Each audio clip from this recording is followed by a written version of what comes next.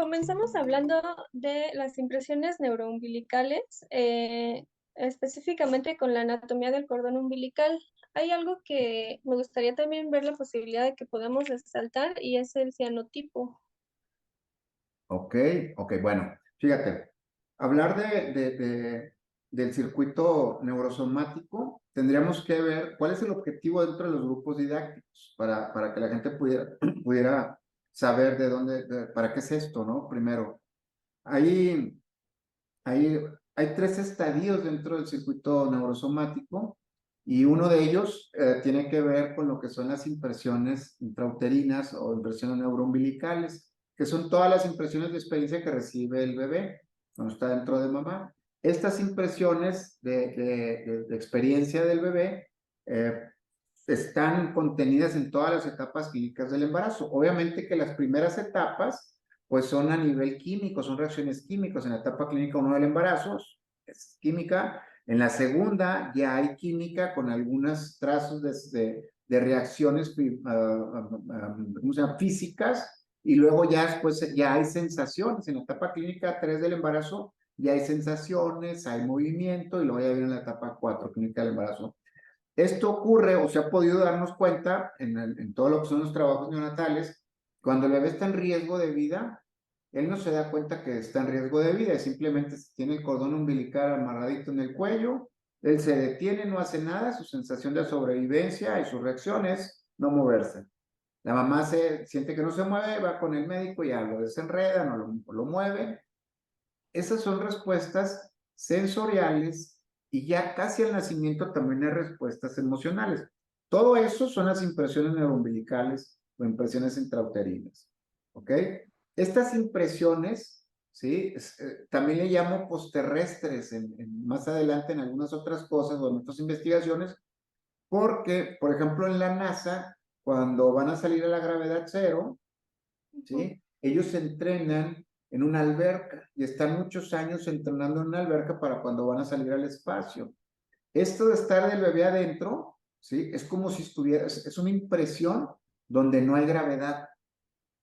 La gravedad no existe para el bebé, solo Por el existe el agua. líquido, todo el agua, y su impresión es completa, es por todos lados, no hay pedazos que no reciban una impresión de experiencia porque el líquido los tiene. Entonces, estas impresiones son impresiones de gravedad cero o postterrestres, o sea, que está fuera de la Tierra, ¿no? Y esos tienen un efecto de origen que ya va marcando o va trazando cómo va a ser la fisiología del bebé. Obviamente está impresa, pues primero la impresión del óvulo y el esperma, donde se juntan los materiales genéticos, ¿sí? Donde el cianotipo, pues viene siendo la herencia psicológica, el fenotipo, la herencia física, y el genotipo es la herencia de cómo responde el fenotipo, o sea, lo físico al ambiente. Estas tres cosas son las primeras impresiones que surgen. Y también sería bueno aclarar que el mitocondrias del esperma, pues está en la colita, ese se desprende y se queda todo el material genético que va a ser alimentado por el ADN mitocondrial de la mamá. Así es que la mamá tiene un efecto no solamente en el desarrollo, sino en el material de alimentación para ese desarrollo. Así es que la mamá tiene un peso más importante a nivel biológico y genético dentro del desarrollo del bebé. Esta es la primera etapa a nivel somático, porque ahí se marcan las primeras trazas de la herencia, el organismo cómo responde a nivel sensorial, a nivel emocional, a nivel de reacciones orgánicas, de comunicación, incluso con mamá, cuando está en la relación con mamá, que ya lo vimos por ahí, de que es la primera relación social que existe entre el hijo y la mamá, que es una relación entre un invertebrado e invertebrado, que también marca la parte de las impresiones neuroumbilicales como una parte de cómo va a ser su desarrollo social más adelante. O sea, la socialización no es afuera cuando se relaciona el niño con en el kinder o en su casa, no. Esta ya viene desde el trabajo de mamá, cómo se relacionó, de los nutrientes que recibía, las impresiones, etcétera, etcétera. Aunque los sociólogos digan que la socialización empieza cuando el niño interactúa con otras personas, la primera interacción es de carácter orgánico. Ok, a mí me gustaría saber si el fenotipo y el genotipo tienen la misma carga de para el desarrollo posterior del bebé que el cianotipo. Sí, Y bueno. en, Ajá. y en específico, el cianotipo, ¿qué tipo de efectos pudiera tener a largo plazo en una persona? Ok. La cantidad de o sea, la relación existente entre el material que desarrolla esto, el material genético es el mismo. Lo que va a hacer que cambie son las cargas. Por ejemplo, no va a cambiar a nivel orgánico, o sea, el fenotipo no va a cambiar, lo físico no cambia. O sea, tu color de ojos, de piel, tu complexión, color de cabello, todo eso no va a cambiar. Mientras que el genotipo, ¿sí? Que es la reacción de lo físico al ambiente, ese sí tiene variaciones. ¿Me explico? ¿Por qué? Porque la persona tiene una parte consciente. Te voy a poner un ejemplo. Una respuesta del genotipo muy habitual tiene que ver con la higiene, con el contacto, con la alimentación y el afecto. Hay gente que si le privas de esto se pone muy mal. O sea, no le das de comer y anda con un genio de la fregada, quiere arrancar cabezas, todos están mal. O una persona que se le impide que no tenga una afectividad física, emocional, sexual, o que se sienta centro de o atraído, o que lo atraiga a alguien, también se pone muy mal si lo rechazan, o si tiene acceso a esto, o si se le niega esto. Otros con el dormir. Y hay diferentes cosas fisiológicas que ponen mal a la gente. Pero si te haces un trabajo, te haces consciente, le echas un ojo ahí, muchas de estas respuestas conductuales emiten una emoción que puede ser trabajada y se le quita. ¿Ok? Otras respuestas orgánicas que son diferentes, por ejemplo, la respuesta orgánica hacia ir al baño. Te puedes aguantar, pero no te puedes aguantar todo el tiempo. Hay gente que puede aguantar más y otra gente que no aguanta nada. Hay gente que le haces cosquillas y luego, ¿no? Entonces, de alguna manera, todas estas reacciones fisiológicas son comportamientos que tienen que ver con con el fenotipo. Otras características también importantes que no son conductuales ni orgánicas son las respuestas del fenotipo al ambiente. Estas están asociadas con la capacidad de adaptación del cuerpo a las inclemencias, por ejemplo, del clima, del ambiente, de temperatura, de presión que hay afuera. ¿Ok? Y el organismo se adapta a esas situaciones. Algunos son más rápidos, otros son menos rápidos, otros les cuesta más, o emocionalmente se ponen mal, pero esa adaptación al ambiente hace que la persona tenga capacidades y habilidades que se desarrollan a partir de esa adaptación. Mientras el cianotipo es toda la emocionalidad que surge de todo esto. ¿Ok? Y el Ok, cianotipo tiene procesos para trabajarse. Y el trabajo no es voy a hacer algo para cambiarlo, porque eso se lo explico yo a la gente. O sea, no porque vengas el fin de semana aquí y entiendas tu herencia y entiendas tu sintomatología y los roles entre el síntoma, la enfermedad y la conducta, ya vas a poder cambiar. No, solamente tienes el mapa, tienes que observarte y empezar a dar órdenes a tu cerebro de lo que quiere percibir, lo que quiere experimentar conforme a la sintomatología que ya entendió en su proceso. Y tal vez con el tiempo de la conciencia sobre lo que yo decido experimentar, sobre ese síntoma, vaya cambiando mi organismo. O sea, no es un proceso mágico. Y lo digo porque pues, muchos coachings y mucha gente que se dedica a terapias de fin de semana, en un fin de semana te cambiamos todo y te hacemos todo, y enderezado, lavado, planchado y todo. Y realmente la persona a los 3 meses el impacto emocional que tuvo ese fin de semana, a los 3 meses vuelve a ser lo mismo. Es como el que va en el carro tomando, echando relajo, choca y dice, no, hombre, ya no vuelvo a tomar, no va a portar bien, una segunda oportunidad, segunda. Y pasan 3, 4 meses y vuelve a y estar en otra el vez. carro tomando, haciendo lo mismo de siempre. Entonces, los impactos no funcionan. Lo que funciona es que la persona se observe, entienda su proceso, tenga el conocimiento en su cabeza, se observe y pueda ir viendo su proceso y decidiendo qué quiere experimentar. Esa es la relación entre el fenotipo, el genotipo y el cianotipo. ¿Ok? En lo que tiene que ver con respecto a las impresiones neuroumbilicales. Ok, entonces estos tres factores conviven en las cuatro etapas del embarazo y influyen después en las conductas. Aquí en el capítulo 2 hablas de la relación entre estas impresiones y las conductas. ¿Lo Uh -huh. podrías introducir? Por ejemplo, ¿sí? Te voy a poner una conducta habitual del mamífero, incluyendo el hombre, ¿sí?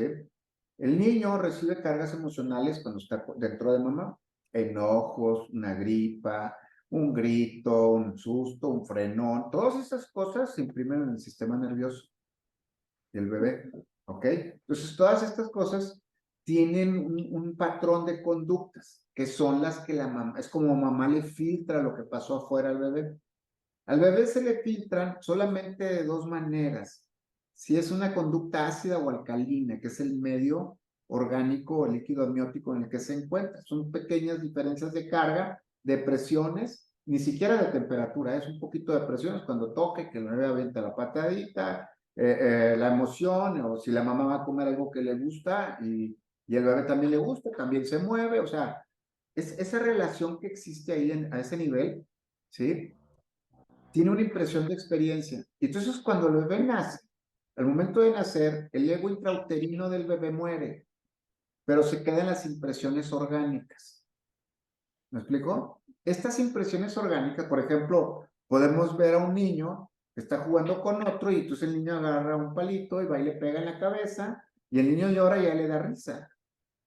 Y le vuelve a pegar hasta que no llega la mamá del niño que golpea o el otro y lo ajusta, le dice eso no, y le da un manacito. ¿Sí? Ese ajuste restrictivo de la conducta están restringiendo lo que en las impresiones intrauterinas tuvieron efecto a nivel orgánico. ¿Ok?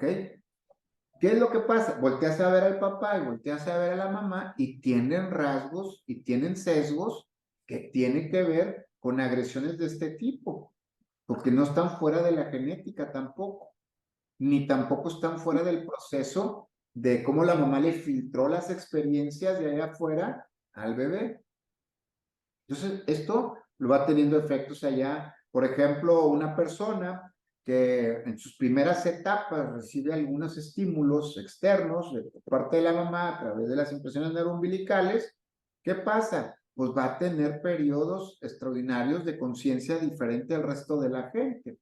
Una persona, por ejemplo, se va a ver reflejado a nivel onírico que la persona tiene un cierto tipo de sueños por las impresiones intrauterinas que tuvo. Una persona que tuvo impresiones intrauterinas en la etapa clínica del embarazo 1, estamos hablando que va a tener sueños donde no sabe qué, o sea, no sabe qué pasó, se levanta enojado, se levanta angustiado o riéndose, pero no tiene perdido el sueño por completo. O sea, solo su organismo se grabó algo y lo está expresando en los sueños. ¿Ok? Otra de las formas es en la etapa clínica del embarazo 2, cuando la persona tiene estímulos en esta etapa, sus perfiles de los sueños se van a ver relacionados con, va a reconocer, va a sentir que conoce personas, pero no las va a reconocer. O sea, va a pasar una persona y va a decir, es mi abuelita, y se va a acercar y como que no sabe si es o no, pero siente que es su abuelita. ¿Sí? Todo lo siente. Hay emocionalidad, siente las cosas, pero no hay certeza de lo que está viendo. Tiene las sensaciones, tiene las emociones, pero no alcanza a distinguir. Eso se va a ver reflejado en los sueños cuando un bebé tuvo etapas en la etapa clínica del embarazo 2, impresiones de experiencia fuertes. ¿Ok? En la etapa clínica del embarazo 3, ya hay un poquito de conciencia. El bebé ya sabe si está a gusto o no y se mueve. O sea, le picas algo y te está una patadita, ya no está, o sea, quítate. ¿Sí? Él ya tiene, va a tener sueños, una persona que tuvo, un bebé que tuvo impresiones fuertes en esta etapa clínica del embarazo 3, en su vida, en sus sueños, ¿no? En la parte onírica de sus sueños van a ser sueños con personas que sí existen, que los reconocen, pero están fuera de lugar. O sea, imagínate que es como si yo estoy en el kinder de esta edad y veo a mis compañeritos del kinder. Va a tener sueños desproporcionados en tamaños, en formas, en sentimientos, pero los elementos contenidos en el sueño sí corresponden a una realidad que se haya vivido o que haya sido aparente. En la etapa clínica del embarazo 4 es cuando ya hay conciencia, es cuando el bebé ya sabe que está en peligro, sabe que van a hacer, ya no está, ya no está cómodo, todas estas cosas. Esto termina con personas que tienen sueños que son reales en tiempo, en forma, en tamaños, en edades, en estructuras, en todo es real. ¿Me explico? Esas son las expresiones que se tienen a nivel de los sueños. A través del trabajo de sueños puedes sacar perfiles y diagnósticos fenomenológicos dentro del sueño que te van a decir cuál es la personalidad que tiene y entonces puedes sacar exactamente cuáles son los efectos conductuales que tuvo la persona en la etapa intrauterina al interpretar o hacer el trabajo de exploraciones del significado personal a nivel onérico. Ese es el trabajo. Y se hace Ok, desde...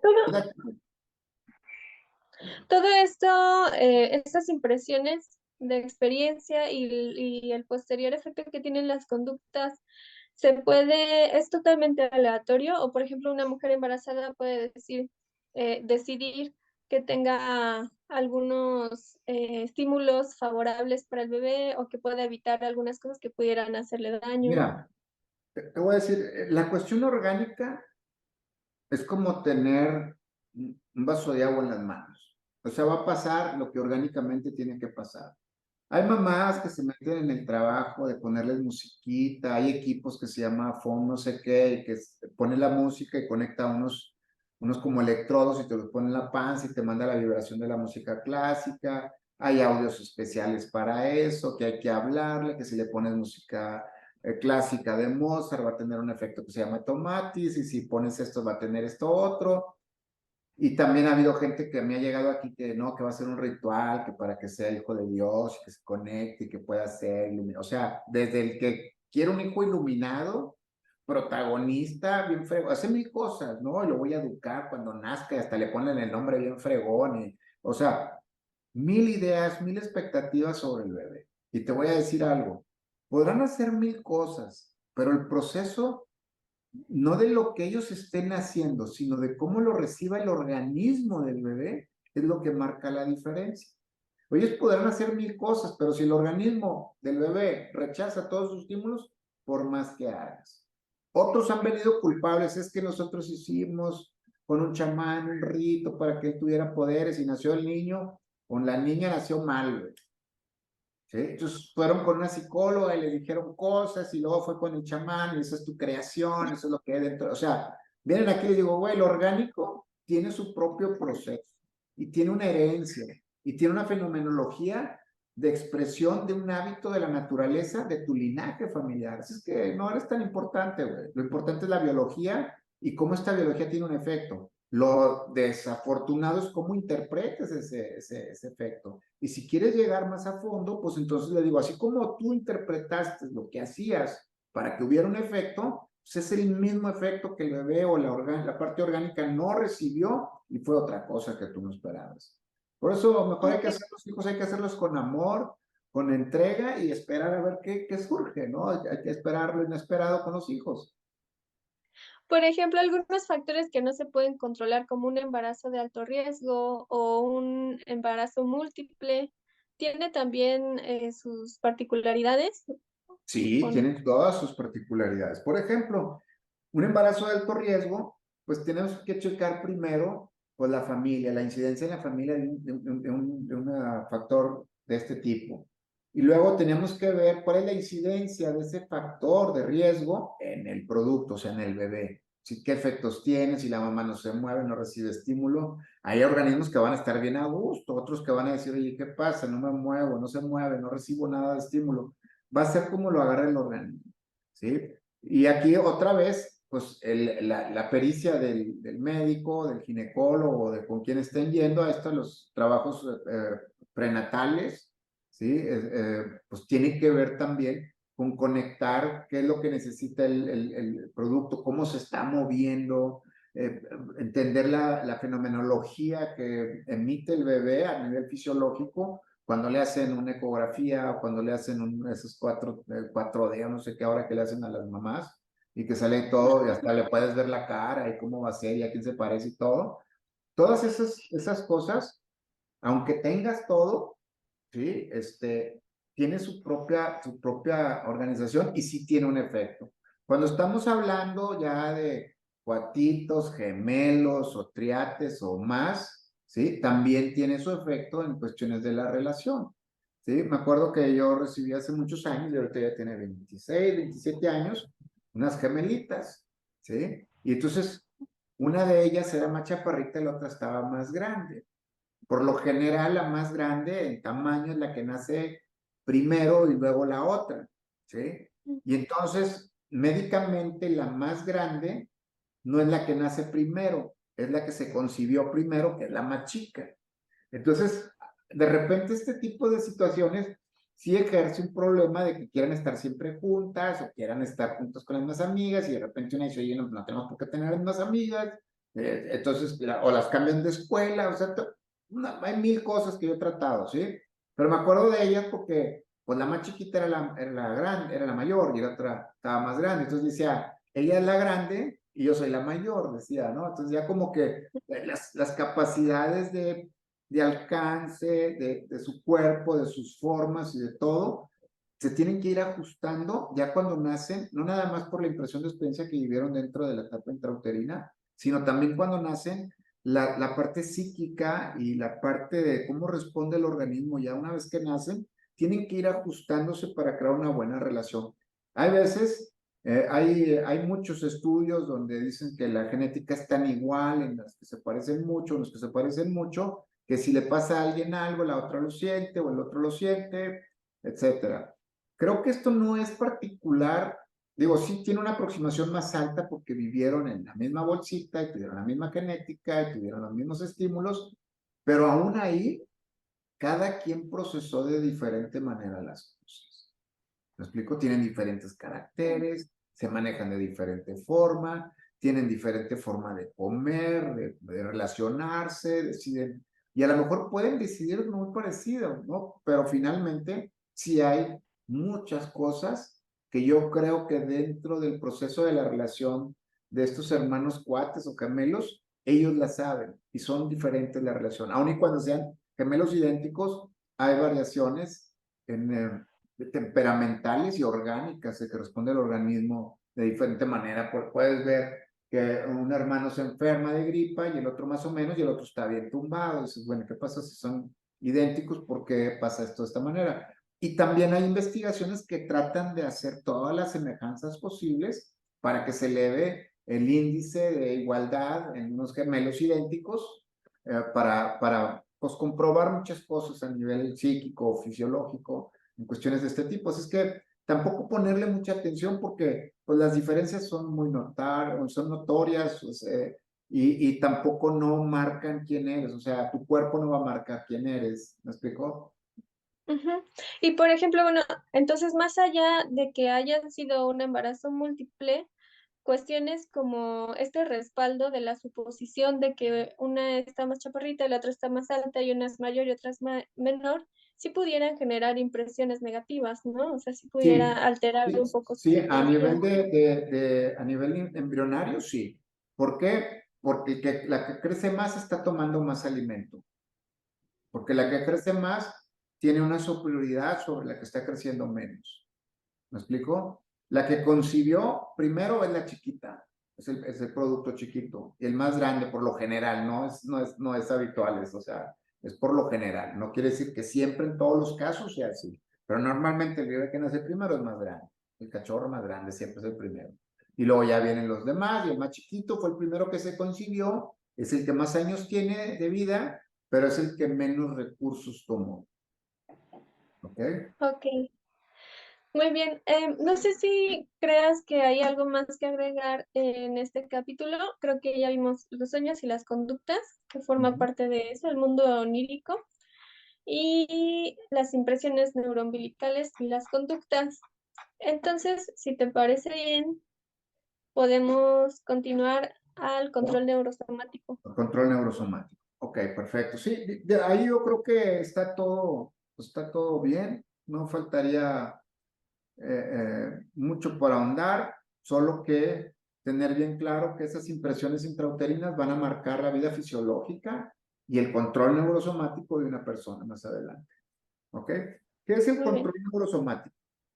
Y aquí hay muchas teorías. Pero yo desde hace 30 años tengo una que todavía no están estudiando, porque te voy a decir que muchas de estas cosas apenas las están estudiando. No sé si has oído que hoy hay neuronas en el estómago que determinan si la persona es depresiva o no, y cosas esas son las cosas más nuevas, ¿no? Hace unos cuantos días, en la Universidad de Yale encontraron que hay neuronas híbridas que funcionan como astrocitos y como neuronas. Y entonces los astrocitos son los que mandan la información en todo el cuerpo a nivel químico, cómo está, en términos así muy generales, ¿sí? Entonces dices, mi teoría del cerebro somático, ¿sí? Que no es en una región del cerebro, sino agarras todas las neuronas de tu cuerpo y todas las neuronas tienen, todas las células tienen un proceso somático y conectan con alguna alguna neurona o con neuronas musculares o con neuronas de estas híbridas de astrocitos y te mandan la información al cerebro. Así es que desde hace muchos años, te estoy hablando como unos 23, 24 años, ¿sí? Y nosotros investigamos y dijimos, por resultado de lo que estamos haciendo, tiene que haber un cerebro somático. Y si hay un cerebro somático, el mismo sistema nervioso va a hacer ajustes para mantenerse bien. ¿Esos ajustes de dónde vienen? Pues de la herencia. ¿De dónde vienen? De las impresiones neuroumbilicales. Pasa algo emocional, el cerebro somático ajusta con un síntoma, con un accidente. Hay gente que lo van a divorciar y va al choque, entonces ya no lo divorcian y sigue la relación. Hay gente que se va a divorciar, no, y es a nivel conceptual, ya no es emocional. No porque es la presentación de los niños, no porque este es el día de la boda, no porque es el día del cumpleaños de no sé quién, no porque se enfermó Peranganito, no porque o sea, ya llegó Navidad, Semana Santa, las vacaciones, o sea, y nunca se divorcian, es a nivel conceptual. El sistema neurosomático ajusta todas estas cosas, lo conceptual, lo emocional, lo afectivo, lo sexual, tu concepto personal, porque necesita estar regulado. A veces las regulaciones del control neurosomático hacen que no se ajuste todo y tengas un síntoma. Por ejemplo, una persona que es enojona, ¿sí? Y no se da cuenta que su enojo a nivel conductual tiene que ver con una sintomatología de presión arterial alta o que tiene problemas de glucosa en la sangre y no se da cuenta, ¿sí? Tiene problemas dice, no, bueno, es que a partir de ahí se me empezó a caer el pelo porque tengo presión alta y a partir de ahí tuve problemas de eréctiles y entonces me tomo un medicamento y esto sí, y luego aparte si me tomo para que me crezca el pelo va con contraindicación de lo cardíaco porque me va a subir la presión, trae este químico, entonces no se empieza a dar cuenta, ¿sí? Que el sistema, la parte del control somático le está haciendo eso para controlar su ira y sus enojos. Es una conducta que no está resuelta, ¿ok? Así es que la persona se enoja, pero no se da cuenta que a través del enojo él recibe 2 o 3 factores positivos. Una, pues, jerarquía. Se va a enojar, güey. Otra, control. Y otra, poder.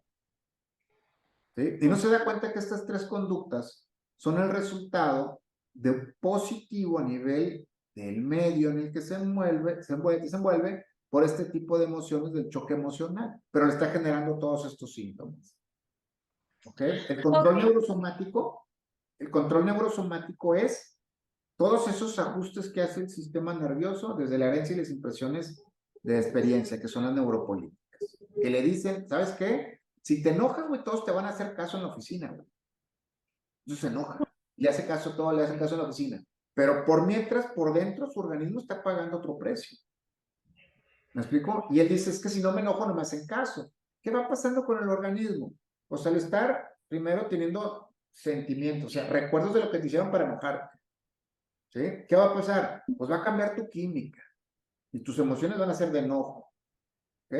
¿Qué va a pasar con esto? Pues con el tiempo esas emociones y esos sentimientos de enojo se sostienen y cambia tu estado de ánimo. Y tu estado de ánimo siempre es estar enojado. Con el tiempo de estar en estados de ánimos enojados cambia tu temperamento. Y con el tiempo de tu temperamento cambia tu personalidad. Y debajo de todo esto hay una química orgánica que está ajustando esos controles neurosomáticos para generarte un síntoma para poder sostener todas estas emociones. Y la gente no tiene asociado que una emoción se invierte, se va a manera somática y te genera un síntoma. Hoy hay teorías muy estúpidas, ¿sí? Donde la gente dice, es que si no expresas lo que sientes, te va a dar un síntoma, te va a dar cáncer, te va a... O sea, eso es puro pedo, y ponlo así con esas palabras, es puro pedo. ¿Por qué? Te voy a decir, Una cosa es tu comportamiento y otra cosa son tus emociones. Las emociones son una resultante de un comportamiento externo o interno. Tus síntomas tienen un comportamiento, no tienen emociones. Lo que tienes que Y no saber, vienen de una, no vienen no, de una emoción. no, vienen de un material genético de etapa intrauterina, de una impresión de experiencia donde tu organismo responde de una manera. La emoción es posterior. Los sentimientos son la memoria de una emoción. Así es que eso es puro cuento. Lo que tienes que entender es tu proceso orgánico y sus comportamientos. Tu gripa, la mía, la de tu hermana, la de tu esposo, la de tu cuñado, la de tu novio, todas las gripas son diferentes. Tienen una conducta o un comportamiento distinto en cada uno de nuestros organismos. Entender la conducta del síntoma y asociarla con tus conductas, con tus comportamientos, eso sí, pero no con las emociones que se expresan. ¿Me explicó? Entonces, entender el comportamiento de tu sintomatología y de tu enfermedad te hace entender conductas, comportamientos que tú tienes afuera. Si tú resuelves y entiendes tus comportamientos y tus conductas hacia adentro, la sintomatología desaparece. ¿Cómo es esto? Si la persona entiende que necesita tener poder, control, jerarquía, no desde el enojo, entiende su comportamiento, su cuerpo va a cambiar su comportamiento. Tu gripa va a ser esa que te mata, mientras a lo mejor para tu hermana es algo más ligero, o mal para mí una gripa no es nada. ¿Me explicó? Porque entiendo mi comportamiento conductual es un reflejo de mi comportamiento orgánico. Eso es lo que es el control somático. Pero es algo que se va originando y se va tejiendo desde la etapa intrauterina y a Exactamente. lo largo de toda la Por vida. ejemplo, en el grupo didáctico hacemos una regresión fisiológica en estados holotrópicos para que la persona regrese en el momento en el que fue su primer síntoma y cómo se fue convirtiendo ese síntoma en una enfermedad y cómo fue cambiando sus conductas y cómo surgieron sus emociones y sus sentimientos. Entonces vas con uno de estos cabrones charlatanes, Luis Ajer y todos esos güeyes y te dicen, la vértebra tal te duele tal y es esto. Pues no, no, a ver, no. La emoción, no, o sea, es un resultante de un proceso biológico. Los sentimientos son una memoria de una emoción. Tu cuerpo se enferma por una herencia y por una exposición al ambiente, o sea, por un fenotipo, por un genotipo, por un cianotipo. Pero no quieras arreglar el problema desde arribita, desde los sentimientos. No, tú expresa alimentar a la madre y ya te vas a empezar a sentir mejor y te vas a curar. Pues no, no funciona así. Hay un, hay un concepto muy popular que es la somatización, ¿no? Que supuestamente propone que tu cuerpo expresa lo que tu voz o tú mismo Uh no -huh. puedes hacer. Y es eso, pero sería más bien eso lo que tú defines como pues una farsa, porque no es tan superficial el asunto, sino que viene de mucho Es tiempo más atrás, orgánico, desde es el más orgánico. Y te conocimiento. voy a decir, aparte del orgánico, de la herencia, pues hay un linaje familiar, ¿sí? Que expresa hábitos de la naturaleza a través de tu cuerpo y de todo lo que surge de ti. Entonces, digo, si queremos meternos en la lucha de que si la mente está sobre la materia o si la mente puede con todo el cuerpo, todas las enfermedades son psicológicas, no. Hay que entender que dentro del control neurosomático también hay lenguajes, ¿sí? O sea, si yo quiero afectar todo este proceso, digo, oye, quiero cambiar mi migraña, quiero cambiar mis problemas digestivos, quiero cambiar mi depresión, mi ansiedad, lo que tú quieras, ¿sí? Lo tienes que hacer con el lenguaje correcto. Por ejemplo, si te duele la cabeza, no vas a decir, ay, cerebrito, ya que no me duela, por favor, ya no quiero que me duela, Diosito, ya no quiero que me duela. O si eres más técnico, vas a decir, vasoconstrictores, por favor, relájense para que no me duele la cabeza. No te va a hacer caso porque el lenguaje no es verbal. El lenguaje para modificar a nivel sensorial, pues es un lenguaje sensorial. Tienes que sentir lo que sensorialmente quieres y ponerlo en la parte del cuerpo que necesitas. Si tú quieres cambiar emociones, sentimientos y percepciones, necesitas darle un lenguaje visual. Tu cerebro es un lenguaje visual. visualizar, futurear, recordar, imaginar. Ese es el lenguaje del cerebro. Y al cerebro tú le das las imágenes y el cerebro no sabe si está pasando. Él las procesa como si estuviera. Si tú cierras tus ojos y te digo que te imaginas que vas a tu refri, que sacas del refri un limón que está bien frío, lo pones en una mano, lo pones en la otra, y luego lo metes a tu boca y lo muerdes. Si te imaginas lo suficiente, vas a salivar. Para el cerebro existe el proceso. ¿Me explico? Y entre más atributos le pongas, va a haber algo que se llaman neuropéptidos, que son unas proteínas del sistema nervioso y se forman unas colitas de aminoácidos. ¿Sí? Un aminoácido son moléculas que están hechas de dos átomos, que es lo que es una molécula. Ese proceso es inventar, es crear materia dentro de ti. Entonces tú lo diseñas, ¿me explico? Por eso toda la meditación que tiene que ver con eso nuevo de mindfulness y todas esas cosas, pues sí funcionan. Pero obviamente si te estás haciendo pendejo en algunas conductas, pues te va a funcionar mientras cierras los ojos. Al abrirlas otra vez vuelves a hacer el mismo.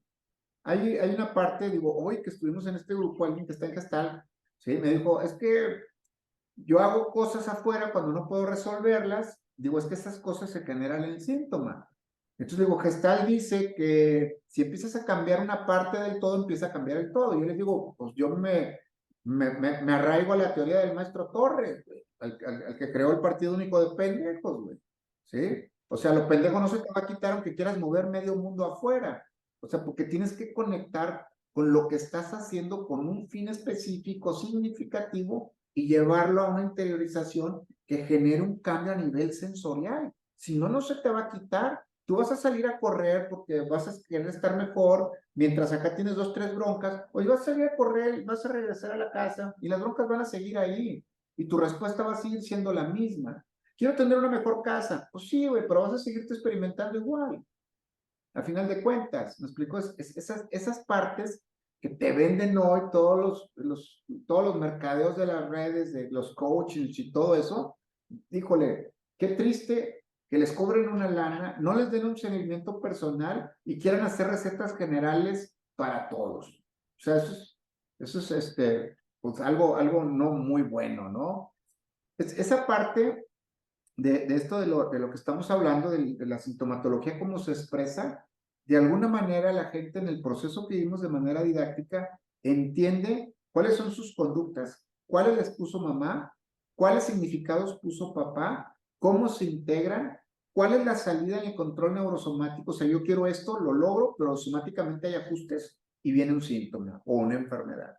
Con esta parte también de lo que es el control neurosomático, hay que entender toda la parte social, la parte económica de la medicina, de todas estas cosas. ¿Y a qué me refiero con esto?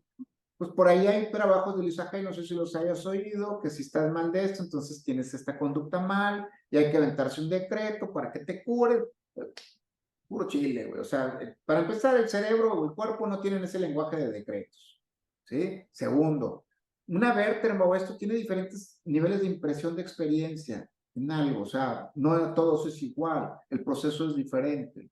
¿Sí? Los médicos tratan de hacer del síntoma una enfermedad. ¿A qué me refiero? Es más fácil tratar una enfermedad que un síntoma que se te va a estar moviendo o escapando. Así es que tú tienes esto, güey, te voy a tratar con esto. ¿Me explico? Cuando un síntoma, ¿sí? Es una cosa y otra cosa es una enfermedad. Viene alguien aquí conmigo a consulta y me dice, soy marihuano o consumo drogas. Y le digo, ok, ahorita no lo eres, eres nada más cuando consumes, ¿sí? No eres todo el tiempo marihuano, ¿no? Pues lo consumes todo el día, no, más en la mañana y a tal hora. Entonces esos momentos no eres marihuano, solo cuando lo consumes. Viene alguien y me dice, se me jodió la espalda, le digo, no jodas, güey. No te puede joder la espalda porque si no, no podrías caminar. Se te está jodiendo la espalda, eso sí. O viene una persona, me detectaron que soy esquizofrénico. No, güey, no existe un güey esquizofrénico las 24 horas del día. Es una chamba muy cabrona. O sea, esquizofrenia de vez en cuando.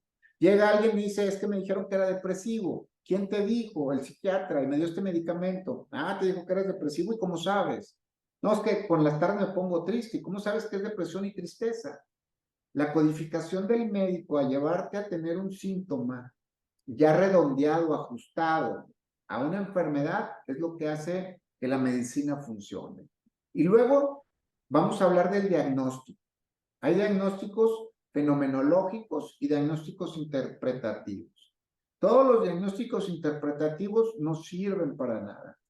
Existe, como en los médicos, lo que es el expediente clínico, la clínica, donde te pregunto tu nombre, tu edad, tu fecha, tu nacimiento, tu edad, cuántos hijos tienes, si estás casada, cómo está en tu familia, si en tu familia ha habido antecedentes de azúcar, depresión, esa es la parte clínica. Y eso me va a decir a mí, ok, tengo un mapa de lo posible. Y luego me voy a la interpretación fenomenológica. A ver, ¿qué te trae? Esta, vamos a checar.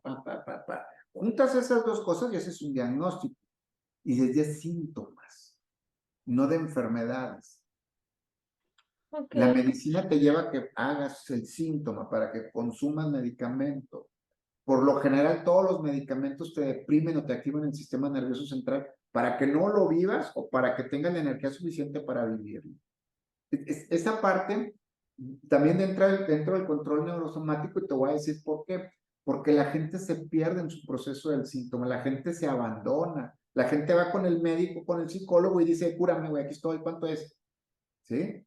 Y hay diferentes tipos de medicinas. La que te gusta y la que te escoge está igual.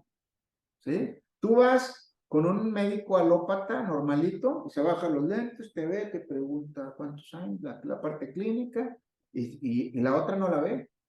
Ah, le duele la cabeza y tiene gripa, tiene cuerpo cortado, tómese esto. Ahí está. Nos vemos en 15 días. Pasan 3 días, ya se te quitó, ya no vuelves a los 15 días. No somos tampoco, y no te la sigues tomando el medicamento. O sea, tampoco somos ni educados, ni algo que nos está diciendo, nos está enseñando a cuidarnos. No hay una responsabilidad ni mía, ni del médico después del efecto. Otros médicos, la medicina alternativa, la homeópata, todos los que son holistas o todos esos terapeutas de ese tipo, en algunos tienen más éxito no por el tratamiento, sino por la explicación que le dan a su cliente. Y eso puede pasar en el alópata, en el homeópata, de medicina china, todas esas, ¿sí? Cuando el médico te saca un monito, ¿dónde está la boca y dónde así? Y te dice, mira, esta pastilla va a pasar por aquí, güey. Sabe algo así. Y cuando pase por acá, se va a liberar esto. Y cuando pase esto, a las 2 horas va a pasar esto y tú te vas a empezar a sentir mejor. Y cuando llegue aquí van a ser las 8 horas. Te tienes que tomar otra para sostener esta parte, que es lo que te va a ayudar a estar bien. Claro que llegas a tu casa y te tomas el medicamento y te sabe a lo que te digo. Y si es más, hasta sientes el efecto. Porque en realidad, toda la relación de un síntoma, de una enfermedad, de la cura, está en parte de lo que crees y de lo que opera la sintomatología y de los cuidados que vayas a tener. ¿Me explico? Hay gente que viene aquí y prefiere venir aquí que ir con el médico, porque tiene miedo con el médico, es que me duele aquí, tengo aquí algo. Digo, ¿por qué no vas con el médico? ¿Y qué tal si es un cáncer de tumor? ¿De un cáncer de pulmón? Digo, pues ve. No, no, no, yo no lo quiero quitar con la mente o quiero ver qué psicología hay aquí de esto. Me dijeron que aquí se resuelve y que es que tienes que ir con el médico. O viene alguien que se desmayó y que tiene problemas de ansiedad y que no sé cuánto, no sé qué, veo todo el cuadro clínico que tiene y tiene amibiasis. Lo mando a que se haga un estudio de amibas y llega y me dijo, no, ya no voy a ir, tenía amibas. No, ahora vienes para ver por qué creías que era un problema de ansiedad o conducta cuando era fisiológico. Entonces, esta parte se le llama conversión o inversión somática e inversión conductual o emocional. O sea, lo conductual te ajusta el control neurosomático y el control neurosomático ajusta lo conductual o lo emocional. Y en este punto, si ya no hay ninguna duda, pasamos al siguiente. El siguiente punto es el material simbólico expresado a nivel somático. O sea, tú tienes ideas en tu cabeza, ¿sí? sí, sí tengo, me gustaría preguntarte para ver si podemos profundizar un poco. Hablas sobre el lenguaje del cerebro, ¿no? Para poder identificar este espectro neurosomático. ¿Mm? Em, y, y dices, bueno, que el lenguaje no es verbal No. y tiene más que ver como con algo gráfico o Visual, sensorial. visualizar las cosas, el cerebro las identifica, las toma, y tú le dices a tu cerebro, oye, quiero percibir esto y me quiero sentir de esta manera y me quiero dar cuenta de esto. Eso es un trabajo que se hace en el grupo de desarrollo, que se llama efecto túnel. Ahí es donde el paciente aprende a saber cómo es este lenguaje Ujú. para Y bueno, encontrarse, ¿no? De hay, alguna hay, manera. hay, hay diferentes lenguajes. Yo pues, generalmente se los enseño separaditos, pero siempre les digo, quieren tener éxito o no éxito, quieren tener una regulación orgánica o psicológica orgánica, díganle a su cerebro con imágenes que quieres de afuera, qué quieres percibir. Díganle a su cuerpo a nivel sensorial, o sea, imagínense, o vean, o sientan, o sensorialicen, que es la palabra correcta, lo que quieren sentir. ¿Sí? Y luego, díganle a su cerebro verbalmente de qué se quieren dar cuenta. Estos tres elementos, estos tres lenguajes, van a concluir en que lo que percibes, lo que experimentas y que lo que te das cuenta es un hecho importante. Mm, Y okey. que todos Y esos otra tres elementos, si te das cuenta, son subjetivos, ya no están ocurriendo. Y eso se imprime en tu sistema nervioso y se generan las neuropolíticas. Eso, cuando tú decides eso, eso se llama efecto túnel. Tú decides cómo percibir, cómo experimentarte y a dónde te quieres llevar con eso que experimentaste y de qué te quieres dar cuenta. Ni siquiera la conciencia es un hecho que surja de un proceso donde te das cuenta de algo como en todas las terapias, porque eso ya es una ujú. memoria, ¿ok? Y también algo que me llama la atención es que dices que un síntoma no es una enfermedad. ¿Tú recomendarías entonces que antes de buscar ayuda psicológica se descarte cualquier problema fisiológico? Hay que tener cuidado con esto porque también, digo, en la escuela de psicología no te enseñan a detectar si es un problema psicológico, físico. Yo hasta tengo categorizaciones. Por ejemplo, hay problemas que viene la gente y dice, es que tengo esta bronca. Y le digo, es que esta bronca no es psicológica. Esta es una bronca ética. Tú estás haciendo algo creyendo que vas a provocar algo y esto está fuera de ética. Hay problemas morales, hay problemas habituales, familiares, que no son psicológicos, así se maneja su familia y él o ella quiere vivir otra cosa, pues no, compadre, tienes que deshacerte, tienes que comprender esta parte.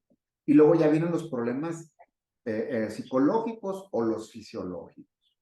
¿Me explico? O sea, quiero arreglarle a una persona una esquizofrenia, su diagnóstico me lo dan y pues va a ser con medicamento o va a ser con estimulación electrocraneal. ¿Por qué? Porque un esquizofrénico tiene cambiada la actividad eléctrica del hemisferio derecho al izquierdo. ¿Me explico? Entonces, no Ujú. puedes tratar te voy a poner ejemplos que yo he recibido aquí. Llega alguien, hoy me mandaron porque soy ludópata. Ok, ¿cuánto apuestas? Pues mira, donde apuesto ya me dieron un palco en el estadio. Ah, cabrón. ¿Cuántos años tienes? No, pues tengo veintitantos, apuesto tanto y más o menos mi promedio de ganancia a la semana es entre 150,000, 200,000 pesos. Y me lo mandan de la familia. Y la familia todos juntos no ganan eso. Les gusta enfermo. Lo mandan al psiquiatra. El psiquiatra le da un antidepresivo. ¿Sí? Le da un ansiolítico para que se le quite lo ansioso y no esté apostando. Porque yo le digo al psiquiatra, le hablo al psiquiatra y le digo, pues como tiene que ser, oye psiquiatra, voy a atender a fulanita, tiene esto, me lo están mandando por esto. Me dijo, sí, tiene un problema. ¿Y qué le estás recetando? Le estoy recetando esto. Digo, este es un antidepresivo. Digo, este es un antiansiolítico. ¿Sí? Y luego, ¿eso qué tiene que ver con lo ludópata? Se queda callado. No, es que él tiene problemas de ansiedad y la saca. Puta, güey, una pinche interpretación de un cabrón. Güey, gana más que tú y que yo, y que su papá y su mamá, güey, y tiene un palco y no pierde y está así. Cabrón, no le voy a pedir consulta, no le voy a pedir consulta a la misa, se la voy a pedir yo a él para irme a Las Vegas con él. ¿Me explico? Algo tiene que su cerebro procesa la información de otra manera. A veces la sintomatología está basada en prejuicios. Cuando están en el grupo de entrenamiento, los psicólogos les cuento un chiste, ¿sí? Donde llega Pepito, que tiene problemas y dificultades de aprendizaje y tiene un sistema neurológico medio jodidón. Entonces llega a su primera clase, la clase de barro, ¿sí? Y le dan barro y se va a una esquina. Ya está solo, ¿sí? Entonces llega el maestro de barro y le dice, Pepito, ¿qué traes en las manos? Dice, mierda. Ah, cabrón, mierda, ¿y qué estás haciendo? A un profesor. ¿Sí? Entonces el profesor como que se medio enoja, entonces le llama a la coordinadora, entonces llega la coordinadora y va y le dice, Pepito, ¿qué traes en las manos? Dice, mierda, ¿y qué estás haciendo? Una coordinadora. Ah, entonces llama el director, y entonces el director dice, ¿sabes qué? Esto es asunto del psicólogo. Entonces llega el psicólogo y le dice, Pepito, seguro traes mierda en las manos. Sí, sí traigo mierda en las manos. Y seguro estás haciendo un psicólogo. Dice, no me alcanza, ¿verdad? O sea, a veces el psicólogo trata de interpretar desde aquí arriba una fenomenología física para quitar ciertas conductas del pasado para quitar la enfermedad. ¿Ves todo el error? Cuando te platico esto, ves todo lo que está pasando en la clínica psicológica o en la clínica neurofisiológica o en la clínica somática. O sea, ni siquiera está en manos del paciente, ni siquiera el paciente sabe cómo construyó ese síntoma, no sabe cómo construyó sus pensamientos para sostener esta sintomatología y que con el tiempo se van a convertir en una enfermedad. Esa parte es el camino hacia la siguiente, ¿sí? Esta parte del control neurosomático, digo, del material simbólico a nivel somático, expresado a nivel somático. No sé si hay otra cosa de control neurosomático. No, no importa. Si quieres, ¿Ok? continúa. Entonces, ya entrar a hablar de lo que es la parte del material simbólico, o sea, lo que tengo, mis significados en mi cabeza y pasarlos al cuerpo. ¿Sí? Esa es la expresión somática. También hay una expresión somática que cambia mi material simbólico. O sea, tú te enfermas de algo, tienes una enfermedad de eso y la tienes recurrente y hay un momento que estás hasta la madre y te dices cosas y tratas mal a la gente y emocionalmente estás mal, etcétera. O estás muy mal emocionalmente con la gente y te duele esto y bla, bla, bla, bla. Entonces, de repente tienes una expresión somática de todo lo que piensas. Esta relación tiene que estar equilibrada para que te enfermes. O sea, no cualquier pendejo se enferma. ¿Me explicó? O sea, tiene que ser dedicado, un esfuerzo, tener un material genético adecuado, con las restricciones adecuadas familiares, con las impresiones adecuadas de experiencia, para que finalmente la persona se deprima, o tenga ansiedad, o tenga un síntoma físico. Y tiene que pasar varios años, o sea, no es fácil. Yo aquí a la gente le digo, una persona ansiosa o una persona deprimida, no cualquiera, güey, no cualquiera. Tiene que estar 8 horas al día durante 8 días, todo el tiempo pensando en la misma pendejada para deprimirse o para ponerse ansioso. O sea, tienes un grado de atención alto. Si no, no lo lograrías, porque tienes que sostener tus experiencias de afuera, cómo te sientes, que se impriman y sostenerlas y decir, tengo esto. ¿No te alcanza? Bueno, vete con el psiquiatra, él te va a ayudar, él te va a mandar a la parte enferma y te va a decir, tú tienes esto, esto y esto. Y él se va a ayudar para darte un medicamento. Cuando te lo dejes de tomar te vas a sentir mal, dices, ¿qué pedo? Si estoy bien enfermo, déjame lo sigo tomando. Así funciona la psiquiatría. El grado de recuperación de un psiquiatra es cero. Cuando hablamos de esta parte de la inversión somática, de la inversión conductual, estamos hablando del síntoma, ¿ok? Estamos hablando de que de un lado tienes todo lo físico y del otro lado tienes todo lo conductual. Detrás de cada una de esas cosas hay emociones y hay expresiones físicas. Estas van de la mano. Estas se unen a través de cómo percibes y con qué te quedas de allá afuera. Esa percepción de lo que te quedas afuera, que no puedes cambiar, que son ideas, que son tus problemas, que son tus ejecuciones de cosas del trabajo, de los compañeros que no puedes asimilar, por qué piensas así o por qué hace esto. Todas esas cosas se van guardando. ¿Ok? Y esas cosas que se van guardando, se guardan no nada más en las emociones y en el corazón, se guardan también en el cuerpo. ¿Me explico? Y estas tienen que ser expresadas como conductas. Te guardas una emoción, dejas de emitir una conducta y la emoción es la que afecta, es la conducta, el comportamiento. Ese se vuelve repetitivo. Te vuelves una persona callada, tolerante, echada para atrás, trabajadora, te hace responsable de lo tuyo, pero hay gente que no se hace responsable de lo suyo, entonces lo tienes que hacer tú para que quede bien todo tu área, todas tus cosas, y esa persona pues va a terminar enferma, porque no se está haciendo responsable de lo suyo. A veces alguien aquí me dice, mira, yo me voy a hacer responsable de lo que yo digo y tú de lo que tú entiendes, ¿qué te parece? Porque la gente está acostumbrada a que si yo digo algo, se va a hacer responsable y me va a hacer responsable a mí de lo que está entendiendo.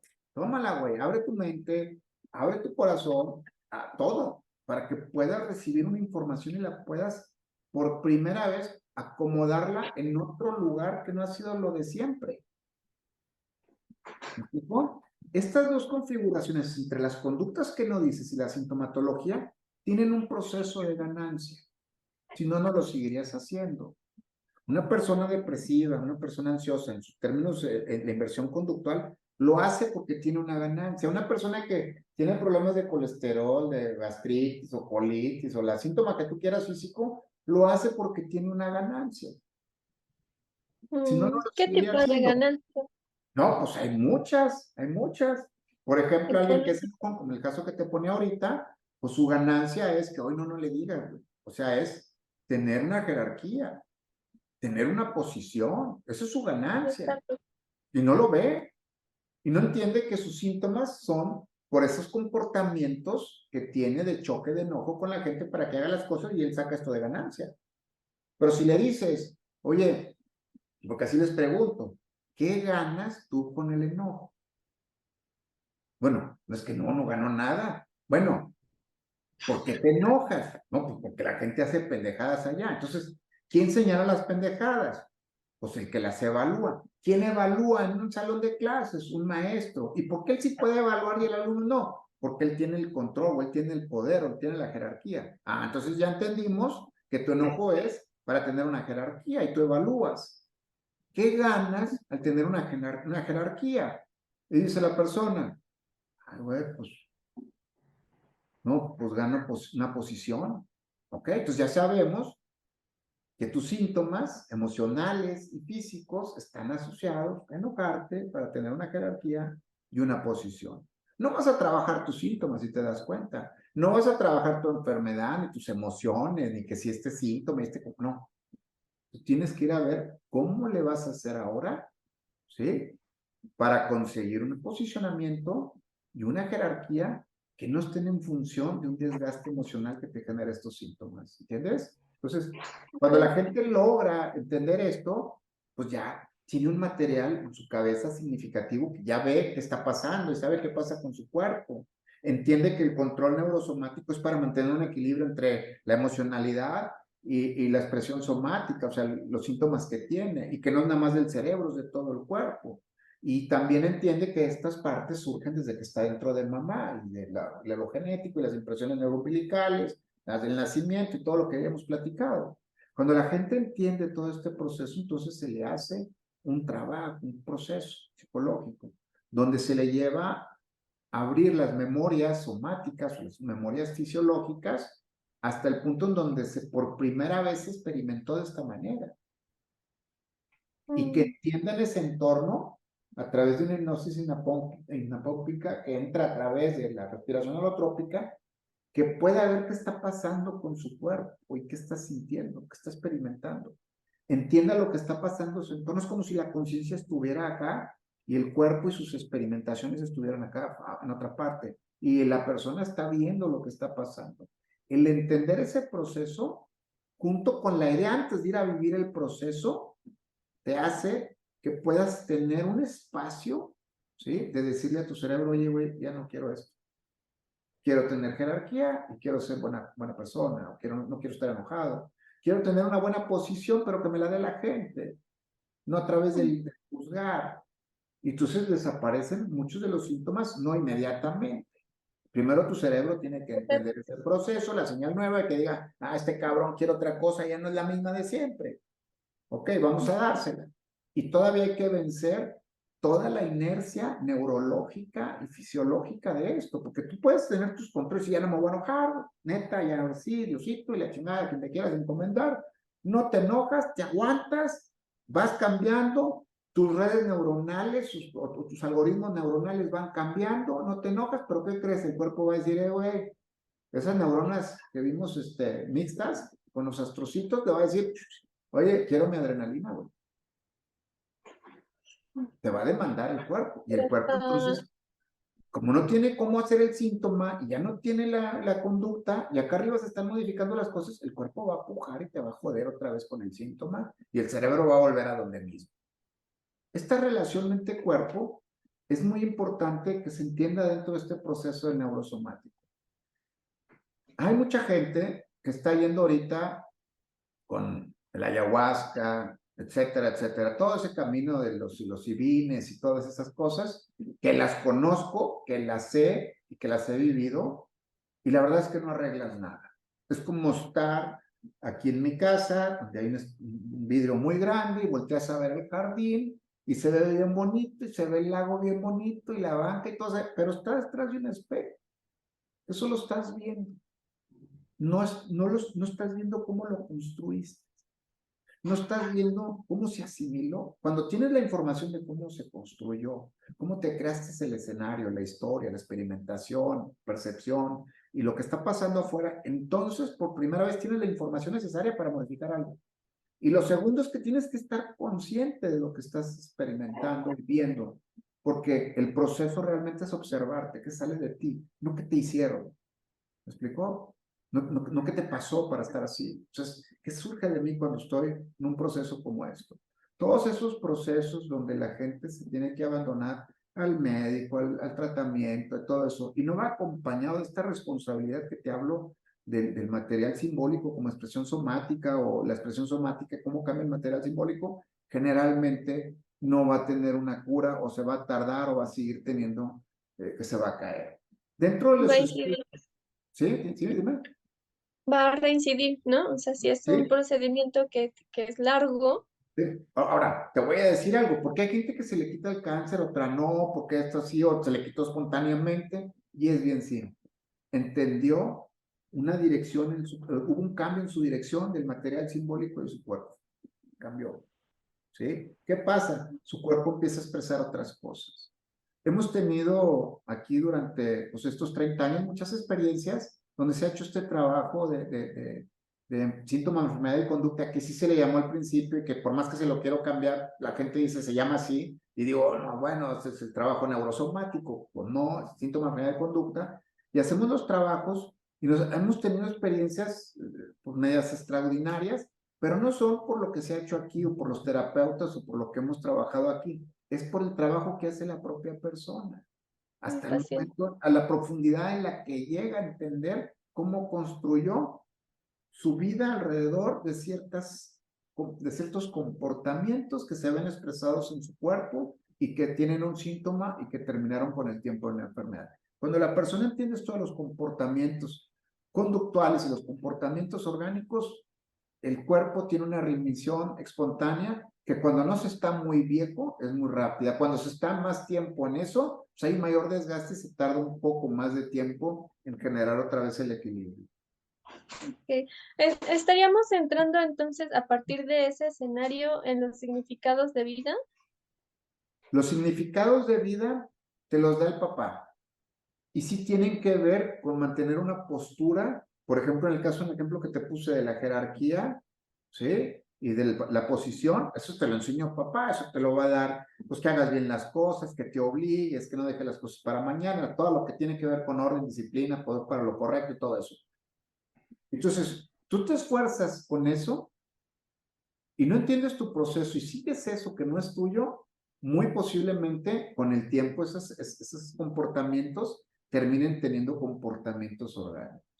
Esos comportamientos que te enseñó papá de esa dirección en los significados, pues van a tener emociones de por qué no quiero, o sea, la lucha de querer o no poder hacer, etcétera. Y estos comportamientos que tienen estas emociones, estos comportamientos fisiológicos, van a tener esas mismas emociones, pero no porque las expreses se va a quitar.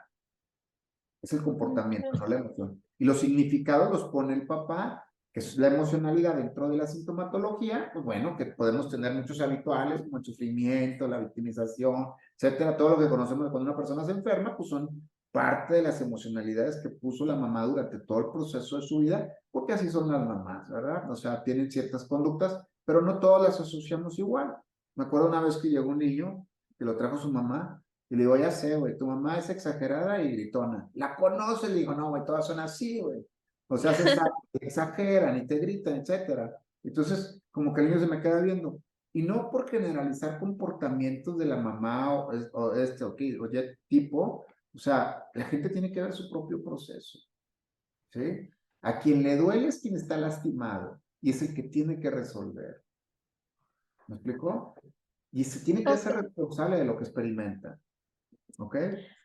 Entonces también puede ser incluso una lucha, el significado de vida, cada persona o una persona que tiene problemas que quiere arreglar, sería también una lucha contra eso, ¿no? Contra lo que le impuso el padre. Pues los significados de vida pueden ser rechazados o asimilados con síntomas. ¿Sí? La lucha puede ser psicológica, puede ser acá en términos emocionales o mentales, puede ser en términos somáticos, pero lo importante no es eso, porque los significados de vida, aun y cuando vengan de la impronta biológica y de las impresiones neuroumbilicales y todas las que tengas en tu vida, las impresiones de experiencia te van marcando una significación distinta. Para que lleguemos más a fondo, cada experiencia que yo vivo afuera tiene un efecto en mi organismo. Se genera una química en mi cabeza o en el cuerpo. Si es un significado muy importante con el cual concluyo, en mi cabeza va a haber toda una revolución en diferentes partes del cerebro con diferentes químicas. Si esto también tiene que ver con algo en mi cuerpo, pues también va a haber una impresión. Y en el cuerpo son las sensoriales, son las emocionales, son los sentimientos. Y en la cabeza son los significados y los juntamos. Así es que no podemos establecer que sea un modelo mecánico, ni un modelo fijo o un modelo de engranes. Es un modelo Estándar. de un espectro de conductas que se asimilan, pueden ser o no, que se guardan, se generan políticas de respuestas y las políticas pues tienen que estar sentadas en un significado y un sentimiento que al unirse te van modificando tus políticas. Así es que no podemos echarle un proceso intrauterino, impresiones de experiencia, que luego las restricciones, cuando llega un momento en que entiendes todo esto o que lo empiezas a saber de otras formas o en otras técnicas, empiezas a tomar una dirección distinta. ¿Me explico? El asunto es cuando ya te metes con un psicólogo de esos medios piratones, que hay que regresar en el tiempo para ver qué te pasó, para arreglar el pasado, para que cambie tu presente.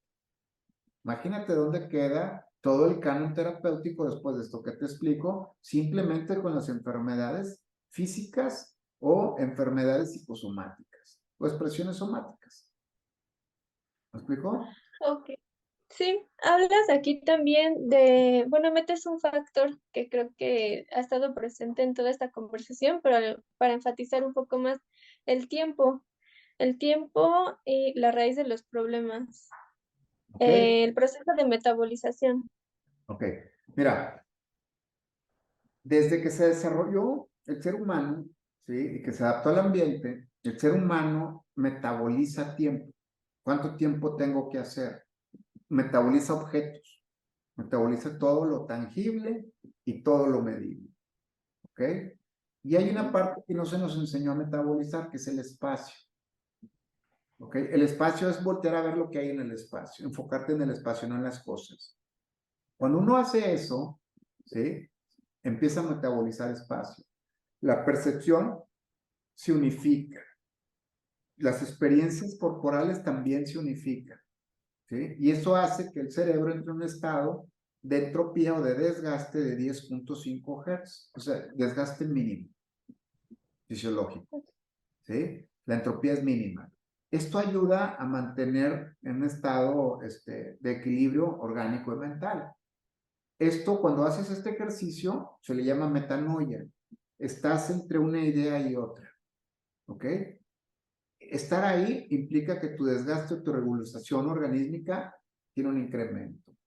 Y esto no es de aquí, de la psicología endocéntrica, pero fue construido a partir de unas pláticas que tuve con Rubén Fedelman, que es un argentino que tiene una terapia que se llama psicología holoquinética.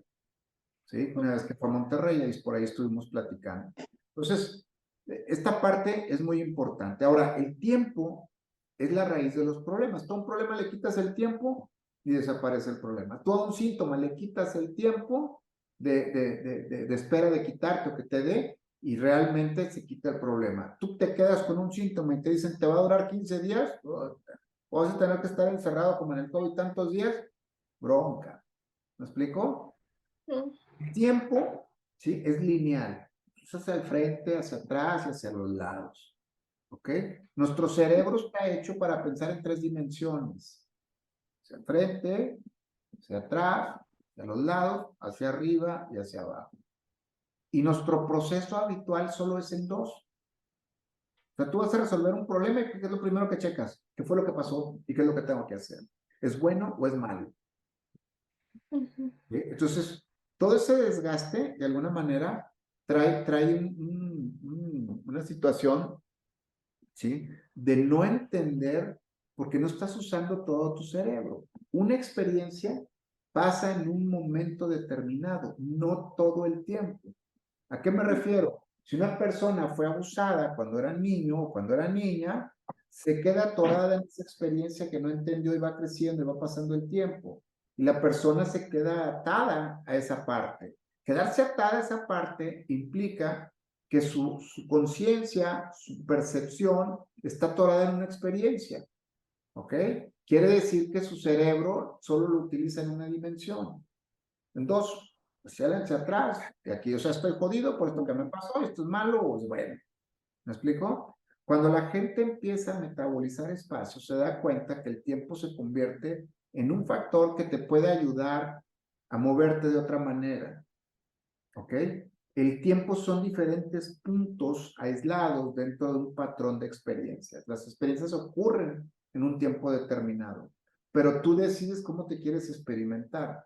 Pero si estás atorada en el tiempo, en un patrón determinado de conductas donde saliste como víctima, por más que quieras cambiar en tu presente o en tu futuro, vas a seguir colgado de esa experiencia. Y luego aparte, vamos a ver esto, el tiempo funciona como un distorsionador de la experiencia. Te distorsiona la experiencia y por tanto la percepción. ¿Ok? Y te hace crear escenarios no posibles. Te voy a poner un ejemplo. Pues yo fui al kinder cuando era niño y creía que era el más rápido del kinder, güey. Sí, hasta le decía a mi mamá que me dejara aquí un chunguito para que fuera el correcaminos. Y, mucho madre, ¿no? Todo el kinder. Entonces, pues una vez pasé por ahí, me bajo y veo el kinder y no manches, el kinder eran 3 pasos. Pero mi experiencia es que era yo el más rápido del kinder. ¿Me explicó? Entonces, ¿qué pasa? Pues en ese entonces sí, pues sí. Pero hoy de grande, Ya recorro no la... es igual, se distorsiona. Pero hay gente que se queda con lo que pasó de ese tamaño y lo trae de ese tamaño ahorita. ¿Me explicó? Eso pasa cuando no se entiende el proceso de la percepción en el tiempo o de la experiencia en el tiempo. ¿Sí? Y luego aparte Generalmente es algo que, generalizamos. ¿Perdón? generalmente es algo que no tomamos en cuenta, No, no se ¿no? toma en cuenta. Es ¿Sí? raro. Y luego, si estamos acostumbrados a que de un problema generalizamos, ¿sí? Y luego aparte lo particularizamos, pues ya estamos mal. O sea, todas las cosas que tienen que ver con correr, yo ya no sirvo. No, bueno, antes corría mucho, ya no. Pues si vas a ver, no corrías nada, güey. Sigues corriendo lo mismo. ¿Me explico? Y yo ya no puedo. O sea, generalizas y luego particularizas. Yo. O te la pongo. Estás con alguien, estoy en consulta con alguien y dices que mi esposo me grita todos los días. Y le digo, no seas víctima, güey. Quítale el mí. Mi esposo grita. Claro, güey, grita en el trabajo, grita en tu casa, grita con los niños, grita en todos lados. No es mí. Y siempre. O todo. Ah, bueno. ¿Me explico? Porque debe haber otros gritos que sí te gusta que te los dé. ¿Me explico? Entonces, de alguna manera, el cerebro se habitúa a trabajar en estas formas del tiempo, la percepción, el espacio. Gandhi, digo, Krishnamurti tenía una frase muy importante que cuando lo oí me impactó porque dice que el pasado es el presente en movimiento. Y el futuro son las necesidades del presente. Es como si la gente nunca estuviera bien con su presente. ¿Sí? Que no es lo mismo decir, vive tu presente. El presente dura para el cerebro 50 milisegundos y ahí no puedes hacer nada. Lástima por todos los gestaltistas que han estado años ahí. Pero finalmente, si quieres cambiar algo en el presente, tienes que poner atención y decirle a tu cerebro qué quieres percibir, qué quieres experimentar y de qué te quieres dar cuenta. Para que pueda haber otra neuropolítica dentro de ti y con el tiempo tu cerebro entienda que se busca otra respuesta distinta hasta las de ahora. Y en eso entra lo emocional, lo conceptual, entra lo somático y hasta lo espiritual. Y hasta la herencia. O sea que para llegar a este estado, más o menos cuánto, bueno, depende de cada persona, ¿no? Pero por lo ¿Del de general, metanoia? ajá, No, ese lo haces de volada.